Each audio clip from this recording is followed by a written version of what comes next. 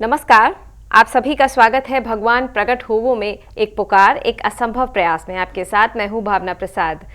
दर्शकों, हम सभी ये सोचते हैं कि हम भगवान को प्रकट होने के लिए तो कह रहे हैं, लेकिन इसके पीछे क्या कारण है? क्यों हम भगवान को प्रकट होने के लिए कह रहे हैं? बिना भ्रम का क्या मतलब है? कोई संशय ना रह जाए उसका क्या अर्थ है?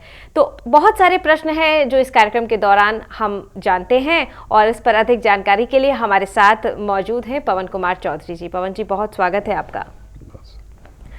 पवन जी, भगवान का दिया हुआ हर पल भगवान का है, और भगवान को प्रकट रहने की पुकार में अर्पित करना, कहीं ये आपकी आराधना तो नहीं है? बहुत सुंदर आपने प्रश्न किया कि भगवान का दिया हुआ, जैसे हमने पहले के एपिसोड में प्रश्न इसका एक चर्चा ली थी कि उसे हम क्यों न हम जो समय रूपी प्रचंड अग्नि में या समय रूपी जो हम बीतते जा रहे हैं, तो क्यों न हम हर पल उसे एक आवाज़ दें। ऐसा मेरा कहना। हर पल दें न दें वो अलग बात है, हम दे पाएँ या न दे पाएँ, लेकिन हम प्रयास करें। तो हम जो उसे भगवान प्लीज़ तुरंत प्रकट हो एक पुकार लगा रहे हैं। आपने बहुत सही, बहुत सुंदर प्रश्न किया कि कहीं क्या ये कोई आपकी आराधना है कि या क्या है। तो इसके बारे में बहुत सिंपली बहुत साधारणतया हम ये कहते हैं कि ये हम एक साधारण इंसान हैं। हम एक साधारण इंसान हैं, किसी भी प्रकार से कोई मर्मज्ञ नहीं है, कोई जानकार नहीं है, कोई विशेष नहीं है, कोई भक्त नहीं है, कोई ज्ञानी नहीं है। हाँ, तू यहाँ पर है, तू मेरा है, तुझसे मैं 1000 चीज़ें मांगता हूँ, तो मैं एक चीज़ और मांग रहा हूँ, प्रकट हो जा माँ बापू, प्लीज़ प्रकट हो जा। तो हमें नहीं पता आराधना क्या होती है, क्या नहीं होती है, क्या किसे कहते हैं। ये सब बड़े बड़े शब्द हैं, बड़े बड़े लोगों के बड़े। क्यों हम किसी के बारे में हम क्या बताएं कि बहुत ज्ञानी भक्त लोग जानते हैं कि क्या आराधना होती है, कैसे आराधना की जाती है। हम तो इतना जानते हैं कि तुझसे 1000 चीज़ें मांगते हैं, एक चीज़ और मांग रहे हैं, भगवान प्लीज़ प्रकट रहे, माँ बापू प्लीज़ तुरंत प्रकट रहे। जैसे हम बाकी चीज़ें मांगते हैं, भगवान पेट में दर्द है, भगवान मेरा भाई बीमार है, भगवान मेरी नौकरी नहीं लगी, भगवान मेरा धंधा नहीं चल रहा है, भगवान मेरा ये नहीं है, वो नहीं है, वो मांगते हैं। तब हम ये नहीं सोचते हैं कि हम ये आराधना कर रहे हैं या क्या कर रहे हैं, मांग लेते हैं। भगवान बहुत तकलीफ़ हो रही है, भगवान आजकल धंधा बराबर नहीं चल रहा है, भगवान ये नहीं चल रहा है, भगवान नौकरी नहीं लगी, हम मांग लेते हैं। तो एक चीज़ और मांग ले रहे हैं, भगवान प्लीज़ प्रकट हो जा, भगवान प्लीज़ तुरंत प्रकट हो जा। अभी आराधना है कि नहीं है कि क्या है, हम तो ना तो ये जानते हैं, ना हम इस पचड़े में जानना चाहते हैं। किसी आराधना कहते हैं, क्या आराधना होती है, क्या नहीं होती है। तुझे एक आवाज़ दे रहे हैं मूर्खता। पवन जी, ये जो पुकार है इसमें भगवान को प्रकट रहने की पुकार की जा रही है, और ये भी कहा जा रहा है कि भगवान आप बिना भ्रम के प्रकट हों। तो ये ठीक है कि हम बिना भ्रम के भगवान को प्रकट होने के लिए कह रहे हैं, लेकिन भगवान तो परम पावन है, पवित्र हैं। तो अगर हम भगवान को पुकार रहे हैं तो उसमें पवित्रता क्यों नहीं शामिल है हमें? बहुत सुंदर आपने कहा, बहुत ही सुंदर प्रश्न कहा। ये सबसे बड़ा प्रश्न है।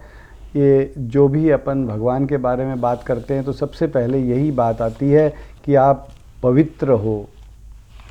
भगवान राम के बारे में भी आता है कि जो मोही कपट छल छिद्र न भावा। आपने भी सुना होगा, बहुत प्रख्यात दोहा है रामायण का कि मोही कपट छल छिद्र न भावा। तो ये बात सबसे पहले आती है कि हम में कपट, छल, छिद्र, हर प्रकार की गंदगी वो सब हमारे में नहीं होनी चाहिए। हमें पवित्रता होनी चाहिए। ये जो आपका निवेदन है, जो आपका कथन है, वो पूर्णतः सत्य है, सही बात है कि हम भगवान की तरफ जाना चाहते हैं या भगवान के लिए कुछ भी हम भगवान की बात करते हैं तो ये सबसे पहले यही याद। लेकिन एक बहुत बड़ा लेकिन है, एक बहुत बड़ा लेकिन है।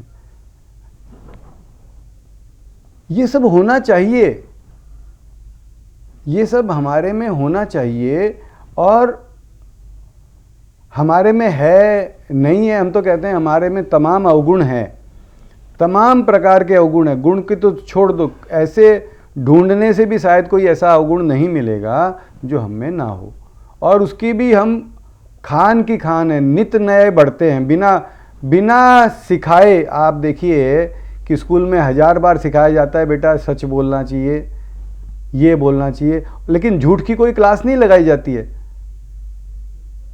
बिना बताए हम लोग सीख जाते हैं कि कहीं ना कहीं से कि कैसे क्या करना है क्या नहीं करना है। तो ये सब तो हम इसके ढेर हैं, इसके मतलब जनक हैं, समझ लीजिए कि हर प्रकार की गंदगियां हमारे में भरी पड़ी है। लेकिन ठीक है, हमें आप कह रहे हैं और सभी कह रहे हैं, रामायण में भी कहा गया है, सभी जगह पे ये बात आती है कि पवित्रता होनी चाहिए इस तरह, लेकिन भगवान भगवान भगवान भगवान भगवान भगवान भगवान भगवान भगवान भगवान भगवान माँ बापू, क्या मैं तेरा बेटा नहीं हूं?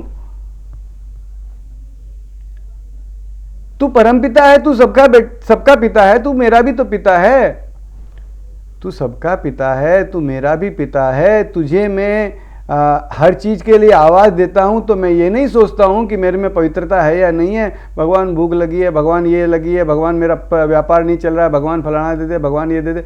हम 1000 चीज़ें मांग लेते हैं, तो हम एक चीज़ और मांग रहे हैं जी। और इसका कोई रिलेशन ये तो है नहीं।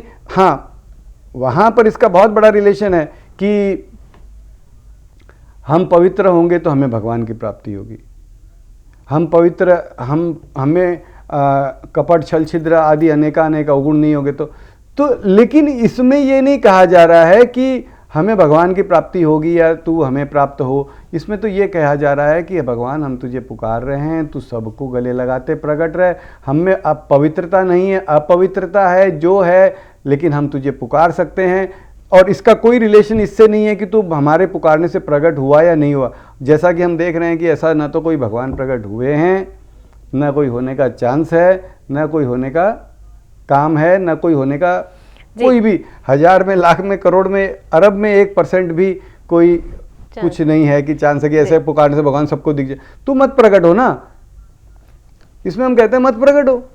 भाई हम कोई चीज़ का एक ये करेंगे कि भाई मेरे में ये है तो तू मुझे ये दे दे, तो हम ये इसकी बात की 1000 बातें हम इसमें सोचेंगे कि मैंने ये दिया तो मुझे ये क्यों नहीं मिला। हम तो इसमें ये तो कह नहीं रहे हैं कि भगवान प्रकट हो जाएंगे या भगवान ऐसे प्रकट होंगे नहीं होंगे।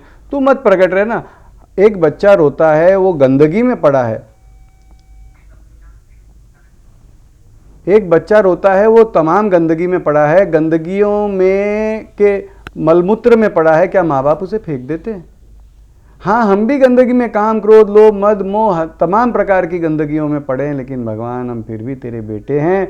तुझे आता है वैसे चूचा चूचा चूचा चूचा चूचा चूचा प्रकट हो प्रकट हो प्रकट हो कर रहे हैं। तू प्रकट हो, बहुत बढ़िया, नहीं प्रकट हो तेरी मर्जी, हम तुझे आवाज़ दे सकते हैं। तुझे आवाज़ दे रहे हैं कि माँ बापू प्लीज़ प्रकट रहे। तो इसमें ये आराधना है या ऐसे होना चाहिए ऐसे नहीं होना चाहिए, ये हम जैसा टूटा फूटा बिना भाव भक्ति की आवाज़ कोई आराधना नहीं है, हम तो ये कहते हैं। बाबा जी, लोग कहते हैं कि भगवान के प्रकट होने का समय अभी नहीं हुआ है, और आप कहते हैं ये जो समय है भगवान तो उन सबसे परे हैं, भगवान ने ही सब कुछ रचा है, तो इससे आपका क्या आशय है? बिल्कुल बिल्कुल, आपने बहुत सही कहा। जब भी हम भगवान प्रकट हो, भगवान प्रकट हो, जब भी हम भगवान प्रकट हो, भगवान प्लीज़ तुरंत प्रकट हो, या इस प्रकार के कोई भी हम बातों को लेते हैं, भगवान प्लीज़ तुरंत प्रकट हो, तो एक बात सबसे पहले आती है कि भाई अभी तो समय नहीं हुआ है। भगवान प्रकट होगा तो भगवान कलयुग के अंत में प्रकट होंगे। भगवान कितने साल है? बोले कलयुग 50,000 साल का है, अभी 4000 साल व्यतीत हुए हैं, 45-46 हजार साल बाकी है भगवान। तो इसमें ये कहा जा रहा है कि भगवान भगवान भगवान भगवान भगवान भगवान, क्या समय तेरी परिधि के या तेरे से बाहर है? समय का निर्माता कौन है? तेरे अलावा कोई और है जिसने समय का निर्माण किया है?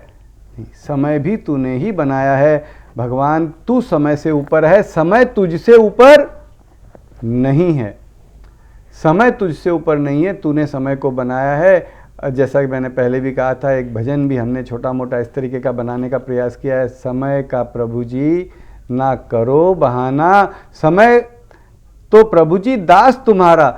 भगवान समय तेरा दास है, तू समय का दास नहीं है। समय हुआ नहीं हुआ हमें क्या लेना देना, हम तुझे आवाज़ दे रहे हैं और तू चाहे तो कोई समय तुझे रोक नहीं सकता है कि नहीं नहीं भाई अभी समय नहीं हुआ है, अभी मत प्रकट होना, क्योंकि समय तेरे अधीन है, तू समय के अधीन नहीं है। हम तुझे पुकार सकते हैं, पुकार रहे हैं, तू प्रकट रहे प्रकट रहे प्रकट रहे प्रकट रहे प्रकट रहे प्रकट रहे, और तू चाहे तो तू तुरंत प्रकट हो सकता है, सबको दिखते सदा सदा के लिए पूरा का पूरा प्रकट रह सकता है। हम तुझे आवाज़ दे रहे हैं, भगवान प्लीज़ तुरंत प्रकट रहे। तो बिल्कुल पवन जी, एक जगह आपने ये भी लिखा है कि रावण के समय में शूर्पणखा थी, और आप एक जगह कह रहे हैं अपने आप को ही शूर्पणखा, तो इसका क्या आशय है? बिल्कुल बिल्कुल बिल्कुल सही कहा आपने। एक पत्रिका में इस प्रकार का आशय दर्शाया गया है कि शूर्पणखा, रावण के समय में हम रामायण में पढ़ते हैं कि एक शूर्पणखा नाम की रावण की बहन हुआ करती थी, और वो उसने देखा कि भगवान वन में जब विचरण कर रहे थे, वहाँ पर झोपड़ी बना के रह रही थी, तो उसने देखा कि दो सुंदर राजकुमार, तो क्यों ना मैं इनको वरण करूं, क्यों ना मैं इनसे शादी बनाऊं। तो भगवान के पास में वो एक आती है कि भगवान हमें, या जो भी उसने कहा राजकुमार, हम आपसे शादी करना चाहते हैं। अब वो वहाँ पे रावण की बहन थी और महापराक्रमी थी, इसे कहते हैं कि राक्षसी थी जो भी थी, लेकिन वहाँ पर कैसे गई वो भगवान राम के सामने कैसे गई कि बहुत सुंदरी बन करके गई, एकदम सुंदरी, जिसको बोलते हैं ना परम सुंदरी बन करके वो भगवान के सामने जाती है, उनको लुभाने का प्रयास करती है और सब कुछ अच्छा अच्छा बताती है कि मैं आपकी पत्नी बनना चाहती हूँ, शादी करना चाहती हूँ। भगवान तो आप जानते हैं एक पत्नी व्रता थे, उन्होंने तो मना कर दिया, उन्होंने कहा कि ये तो कहानी लंबी है। लक्ष्मण के पास जाती है, भगवान के पास जाती है, इधर उधर जाती है, अंत में वो क्या देखती है कि ये लोग हमारे से शादी करने वाले नहीं हैं। अंत में वो ये देखती है कि मेरे से ये लोग शादी करने वाले नहीं है। तब क्या होता है, तब वो अपना असली रूप प्रकट करती है। हाँ, तुम मुझे नहीं जानते हो, तुम मुझे कैसे मेरा अपमान करते हो, तुम्हारी ये हिम्मत। तब क्या होता है, कहाँ तो वो सुंदरी थी और कहाँ वो राक्षस का रूप ले लेती है। तो हम उसी बात को अपने पर लागू करके देखने का प्रयास करते हैं कि जहाँ मेरा कोई काम करवाना हो, मान लीजिए मैं किसी ऑफिस में जाता हूँ, कोई सरकारी दफ्तर है और सरकारी ऑफिसर के सामने जाता हूँ, मुझे कोई काम करवाना है, तो आप देखिए मेरा क्या रूप होगा। आहा, जैसे मेरे से अच्छा तो कोई है ही नहीं। भाई साहब हम इतना अच्छा रूप प्रेजेंट करेंगे जैसे विश्व सुंदरी हो, बहुत सुंदर सुंदर रूप, बहुत अच्छे से बातें करेंगे, बहुत अच्छे से, और वहीं पर हमारा अगर काम नहीं होने लगेगा, हमारे को लगेगा काम नहीं हो रहा है। मान लो सरकारी दफ्तर का मैंने नाम लिया, कोई भी कहीं किसी से हमारा कोई काम है, कोई सज्जन से किसी से मिलना चाहते हैं, किसी से भी कोई हमारी गरज है या कुछ हम करवाना चाहते हैं, तो हम बड़े अच्छे से, और जब हमारा नहीं होता है तो अब हमारा देखिए हम क्या रूप धारण करते हैं, हम क्रोधित हो जाते हैं, हम हमारी तमाम शक्ति लगा देते हैं, हम हर कुछ करने को तैयार हो जाते हैं। तो क्या हुआ, क्या मैं शूर्पणखा नहीं हुआ? जहां मुझे मेरी जरूरत है मैं बहुत रूपवान और बहुत अच्छा बन के चला गया, और जहां मेरे को लगा कि मेरा काम अभी नहीं होगा, मैं वहां पर मेरा दूसरा रूप भी दिखाने को तैयार रहता हूं, तुरंत मेरा दूसरा रूप दिखाता हूं जहां पे एकदम क्रोधित हूं और ये हर प्रकार का मैं उसमें एक्शन लेने को तैयार हूं। तो वो क्या रूप है, वो मेरा राक्षस का रूप है। जब मैं बहुत अच्छा प्रेजेंट हो तो मेरा सुंदरी का रूप है। तो भगवान, ये इसमें हमारी पत्रिका में ये कहा गया कि भगवान, हम शूर्पणखा को कहते हैं कि शूर्पणखा राक्षसी थी, मैं कहता हूं भगवान मैं भी शूर्पणखा ही हूं। हर प्रकार के अवगुण हैं, जब जरूरत पड़ती है तो मैं बहुत अच्छा रूप दिखाता हूं मेरा, और जब जरूरत नहीं होती, जब मेरा काम नहीं होता, तो मैं उसमें बहुत मेरा कड़क रूप या बहुत राक्षस जैसा रूप भी दिखा देता हूँ। भगवान मैं शूर्पणखा से किसी भी मायने में कम नहीं हूँ, मैं भी शूर्पणखा ही हूँ। लेकिन हाँ, इसमें एक आगे और बात कही थी, लेकिन भगवान शूर्पणखा को तो तू जो भी है, लेकिन मेरा एक सौभाग्य और है, शूर्पणखा होने के बावजूद मेरा एक सौभाग्य है कि शूर्पणखा को शायद चाहे भगवान राम मिले या ना मिले, मुझे तो मेरा प्राणपति मिला है। वह तो सब, क्योंकि सबका है, क्योंकि वो प्राणपति सबका है, क्योंकि वो प्राणपति सबका है। मैं 1000 बार बोलूंगा, क्योंकि वो प्राणपति सबका है, सबका है। तो हम जैसे शूर्पणखा का भी वो प्राणपति है, हमारे पास भी है, हमें सुन रहा है, हमें देख रहा है। ये हमारा नसीब है कि हम शूर्पणखा होने के बावजूद भी भगवान तू मेरा है, मेरे पास है। बस इतनी सी कमी है कि तू दिख नहीं रहा है, बात नहीं कर रहा है, हंस खेल नहीं रहा है और सबको नहीं दिख रहा है। प्लीज़ भगवान, यही हमारा तेरे से पवन जी, अब समय हो गया है उस पुकार का जिसके लिए हम सभी यहाँ उपस्थित रहते हैं, उस परमपिता को पुकारते हैं। हाँ, आइए, मुद्दा यही है कि हम उसे पुकारें, उसी के लिए हम ये सारी बातें और चर्चा कर रहे हैं। आइए हम सबसे निवेदन करते हैं, सभी पुकारें, अभी पुकारें, भगवान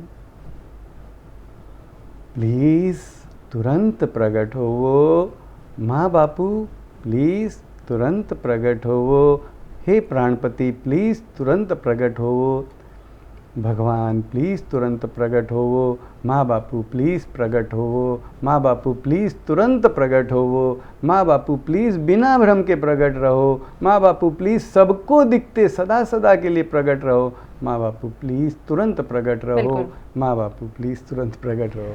बिल्कुल दर्शकों, हम यही पुकार लगाते हैं कि भगवान सबको दिखते प्रकट रहो, बिना भ्रम के प्रकट रहो। भगवान आप प्रकट हो, आप सामर्थ्यवान हो, आप सब कुछ कर सकते हैं, सदा सदा के लिए। बिल्कुल भगवान आप सदा सदा के लिए प्रकट रहो। फिलहाल वक्त हो गया है आपसे विदा लेने का, लेकिन जाने से पहले हम धन्यवाद देना चाहेंगे बंसल जी का। ओहो, फिलहाल वक्त हो गया है आप सभी से विदा लेने का, लेकिन जाने से पहले हम धन्यवाद देना चाहेंगे पवन जी का। पवन जी, कार्यक्रम में जुड़ने के लिए शुक्रिया। बहुत बहुत धन्यवाद। नमस्कार।